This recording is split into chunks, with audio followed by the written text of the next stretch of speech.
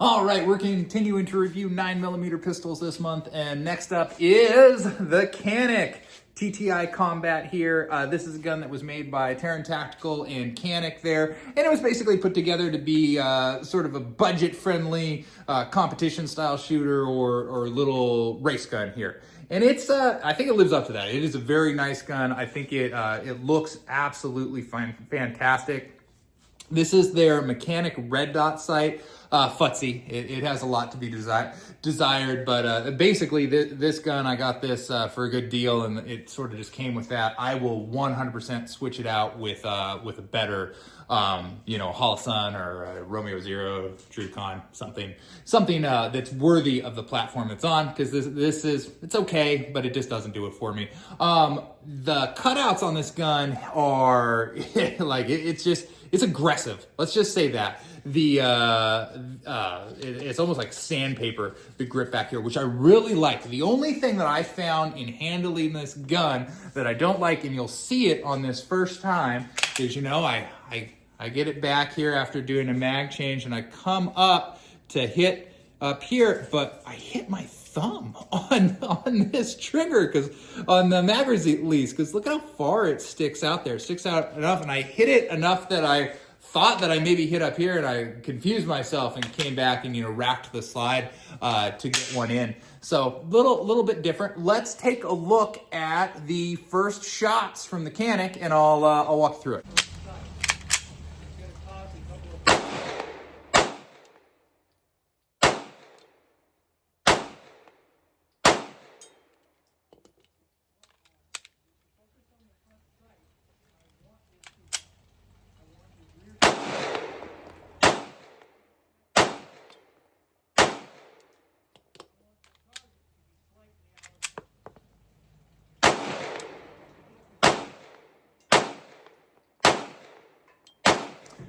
So operator error, not the gun jamming. And I only point that out because I ran 350 rounds through this gun, no jams of any kind. It functioned beautifully. And once I kind of got the thumb movement down up here, and I wasn't bumping on that, because it just weirded me out. I was like, what did I hit?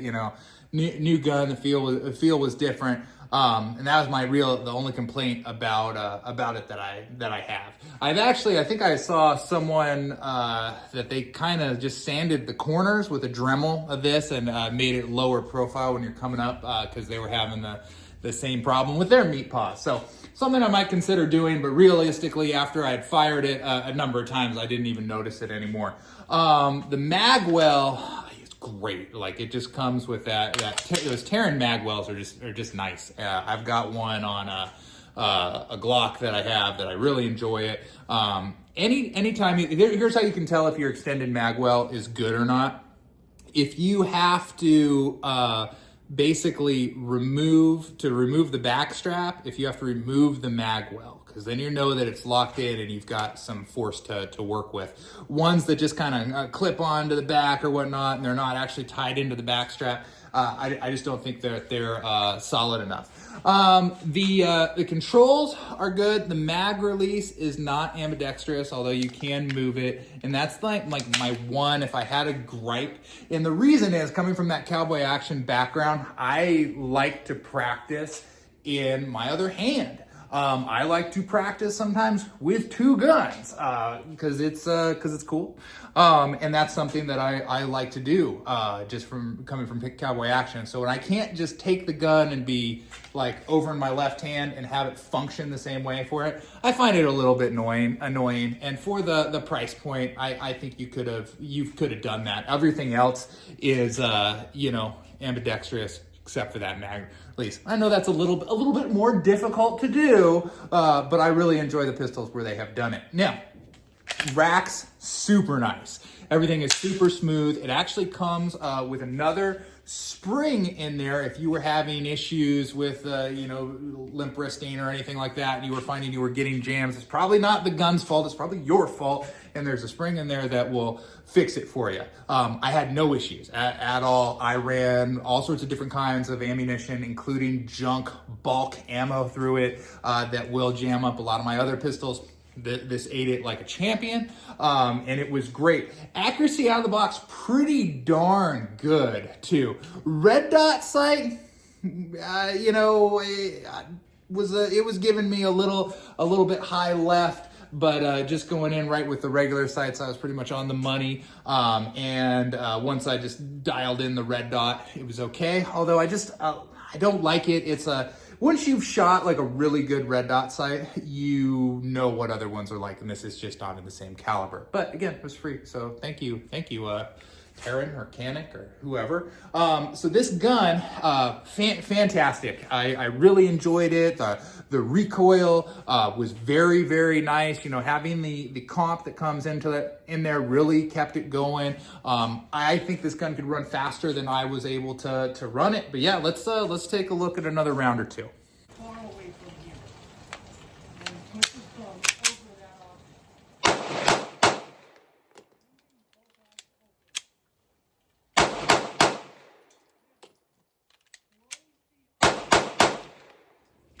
So that's a little drill that I like to do where basically I fire 3, just a triple tap, or sometimes I'll do 2 center mass, 1 up, and then change the mag. So what I'm doing is I'm practicing that motion of changing the magazines. Any gun that comes with, like this came with 4 magazines and an extended mag well. They want me to change magazines. So I wanted to give that a practice, and that's a good way to do it. The other thing that's nice is shooting those triple taps. It's like how accurate is that? Are you putting down like a big paper plate? Are you shooting like a dime? Like that's going to tell you a lot about how that muzzle is moving. And tell you what, that comp on there and just the way that this is, the cutouts and the fluting of the barrel and everything else, it stays on target really, really well. I started,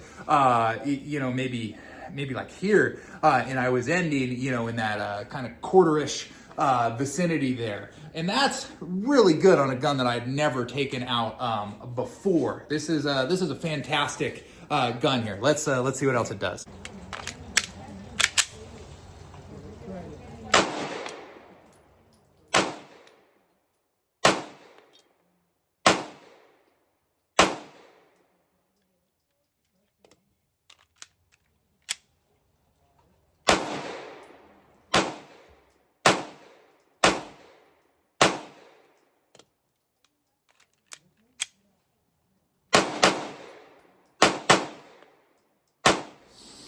Yeah, so we just moved some targets down and we're just kind of sighting it in a little bit there, running some different ammunition through it. Anything that I put in this gun, it took just fine. Accuracy suffered very, very little, if at all. Never had any jams that weren't attributed to me. Like I said, the little functioning with that and stuff like that, but I never had anything stovepipe. I didn't have to, do a drop and a slap and a this and that. Everything about this gun feels great, except maybe that mag release right there I don't love. But all the other controls, the slide release, everything feels good. It feels wonderful in your hands. Very easy to get on target. This green front sight, man, I'm loving it. I usually favor like a red front sight, but now after this little green fiber optic one, I'm like, maybe this is the sight for me. So just a fantastic gun. Had a lot of fun with this. Again, put about 350 through it and all sorts of different varieties and targets and things like that. And very accurate, very comfortable. Recoil is like not there at all. It's in the range, if you've ever shot the PX4 Storm, which is a cool gun, you should shoot it. The recoil felt similar to that, to give you like kind of a comparison there. Let's check out another video.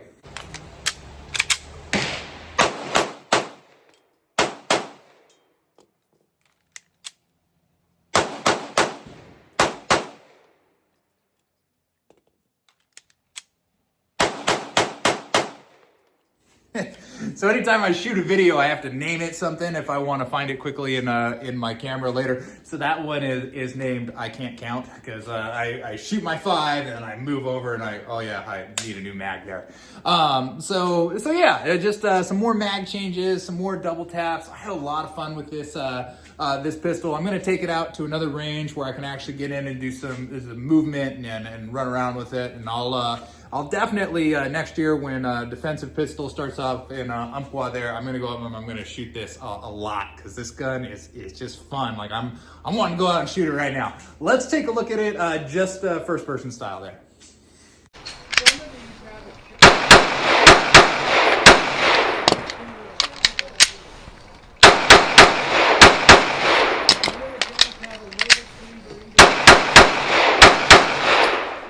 So the Canik TTI, Taran Tactical Combat here. What do we like about it? Well, there's thing, we love this trigger. Canik is known for a fantastic trigger, this big fat pad on the trigger pull on this, like once you pull it, you're like, I want to keep pulling this baby. This is a great trigger. The overall look, aesthetically, this is great. The hand feel is fantastic. Now, if you are not a shooter, like I do cowboy action, that's like the primary thing I do. And one of the things that I really appreciate, because in cowboy action, we're like moving, I shoot duelist a lot, which is one-handed. I want a good grip on my pistol. For the revolvers, there's this company, they make grips, it's called they call it Eagle Fighter grips, and they're very aggressive, and your hand just kind of like locks into them.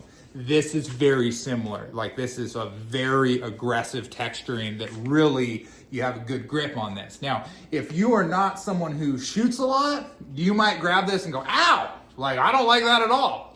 But if you're a shooter, like you're gonna like this grip. I love this magwell. This is one of the best, stock magwells I've ever felt with. The only magwells that I would say that I've used that are better are actually Taran magwells that I've bought and put on like Glocks and things. So fantastic magwell.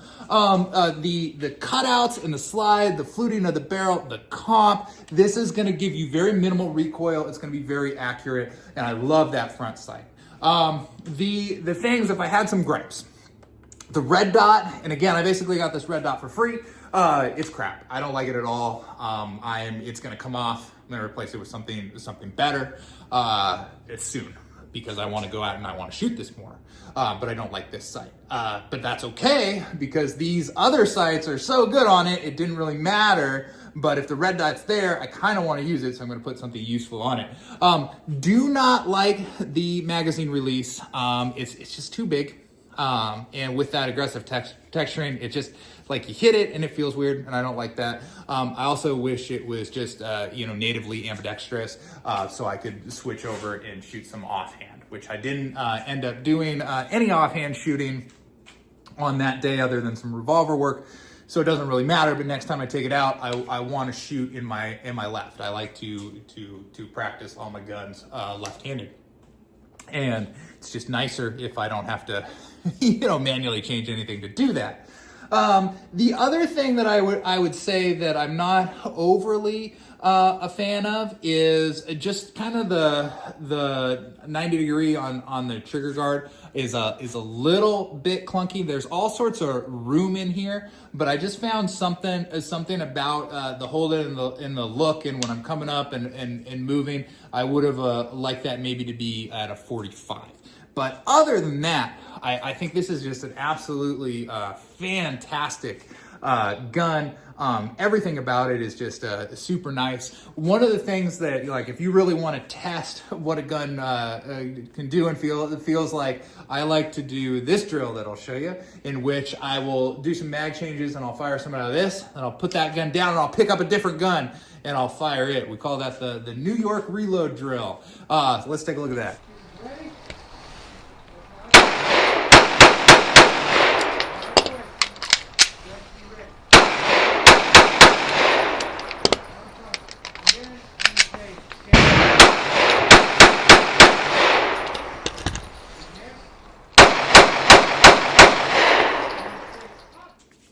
It's all about rhythm, right? So you could hear, the 5-shot sequence out of the Canik, and then followed up that 5-shot sequence out of that Springfield XD, and it just sounds nicer, sounds smoother. The intervals are better. This is a great firearm.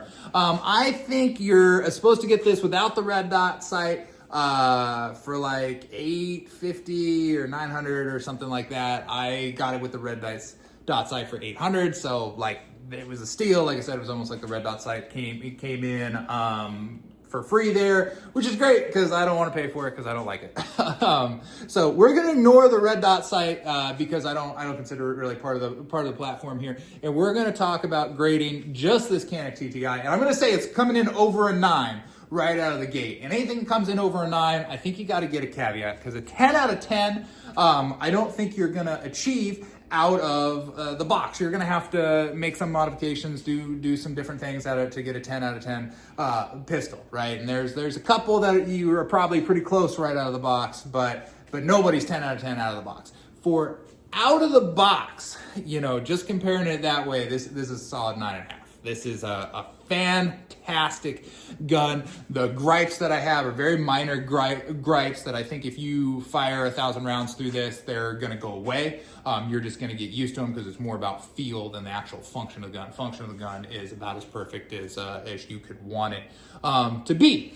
Now, that said, I think you have to consider price point and what you are getting for $850, I think is comparable to high-end Walthers. The Statico is a cheaper one, but the 6 Hours high end there where you're paying $1,500, you're paying $2,000 for a good pistol. This is like almost half that price, so I think that bumps us up to a 9.7. Okay, this is a fantastic gun, a fantastic buy. I like it a lot. I can't say enough positive things about it, and I think it looks cool as all hell too. Like it's a good looking gun. I was shooting it at the range, and people were looking at it like, "What the heck's that?" I was like, "Oh, that's a Taran Tactical." And they're like, "Taran Tactical? You spent $7,000 on it?" And I was like, "Yes." No, I didn't. This is the Canik version. So that's the other thing to think about. Like you're getting the Taran Tactical, and I don't think this is just a more cut out Canik. I think that's what a lot of people say, like, oh, they just slap some TTI logoing on it, but it's just the Canik. It's just a regular old Canik. No, it's not. It's better. It is quite a bit better. Is it as good as the Sandviper? No, it is not. But the Sandviper is like $7,000, right? If you want to spend $7,000 and that's almost a 10 out of 10 gun, you can do that. But for just a fraction of that, you can get this, and I think it's right up there, and you're gonna have a lot of fun with it. This is a great gun. Felt good shooting. I don't know why I'm doing this video. I should get out and shoot it some more. So you guys have a good rest of the day there.